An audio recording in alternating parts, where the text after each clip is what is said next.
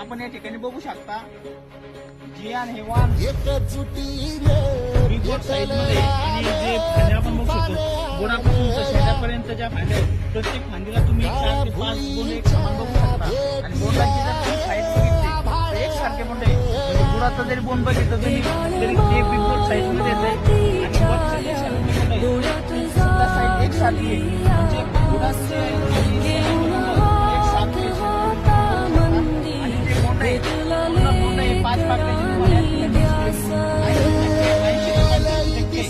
या झाडाला 5 पाकळीचे बोंड आहे. आतमध्ये सुद्धा तुम्ही बघू शकता.